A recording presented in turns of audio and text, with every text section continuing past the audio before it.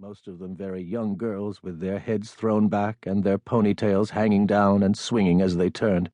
I stepped out onto the ice in my goaltender's skates, and to my surprise found myself creeping along the sideboards like the frightened muskrat Chuchundra in Rudyard Kipling's Rikki-Tikki-Tavi, who never dares to come into the middle of the room, taking crotchety steps as I tried to dredge out of my past even the simplest fundamentals. I had forgotten everything: how to stop, to skate backward.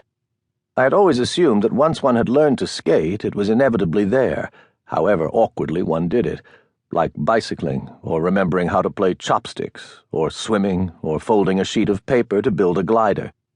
But all that was left of my skating past, with its crazy abandon, was that I still sagged over onto my ankle bones.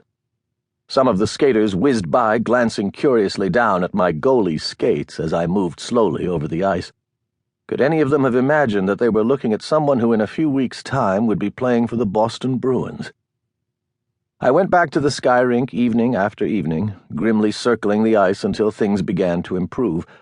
Sometimes I glided to a stop and hunched down in front of an imaginary goal.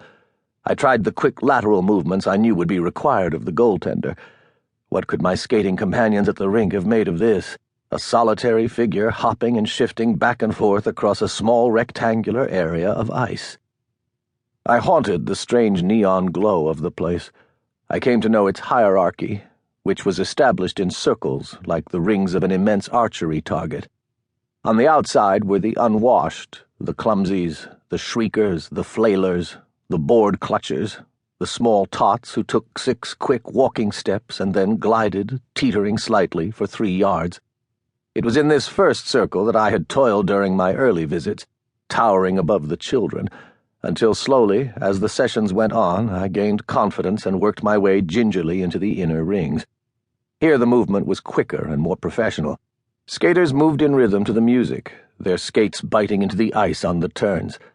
Among us moved a speed skater with his long blades, and on occasion an older couple, wonderfully proficient, the man very natty with a small white moustache, and the woman with a woolen skating dress of Scotch plaid with a big decorative safety pin, both with gloves and holding hands to do the dance turns as the waltz poured out over us from the Wurlitzer. In from us was the sacrosanct center oval in which the figure skaters performed, the girls in pert skirts that lifted when they twirled, their shanks extended by the height of their skates, so that their long-legged enchantment was exaggerated, like the romanticized heroines in a space-age comic strip. There was invariably a child prodigy or two, thin, stilt-like girls, beautifully kempt, and often so young as to be barely on the edge of being able to talk, each as spangled as toy poodles, and launched out onto the ice by young mothers who never took their eyes off their daughters, and who sat waiting on the benches with the straw picnic baskets that contained their suppers.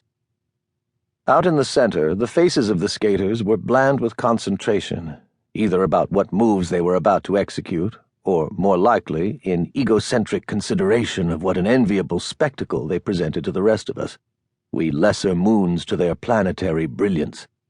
One had only to see one of these estimable creatures stumble and have her bottom slide a swatch across the faint snow coating on the ice to know the true misery of the pratfall. This rarely seemed to happen, though those of us on the perimeter wistfully wished it happened more. The girls jumped up with slight frowns, very brief, and were immediately as composed and superior as members of a royal court, which of course they were, with only a slight tuft of ice shavings on their rumps to show that anything untoward had happened.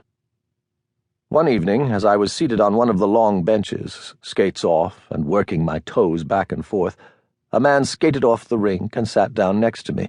He asked if I would like to stay after the public had left the rink and play some midnight hockey. Oh yes, he went on, that was a regular tradition. There was actually a team that played out of the sky rink. Gittler's Gorillas. The Gorillas. The man nodded and said that he had noticed my skates. Goalie, eh? He told me that their regular goalie had just telephoned to say that his butcher's shop in Kew Gardens had been damaged by fire the night before, and he was still taking inventory. He could not make it for that night's scrimmage. Would I take his place?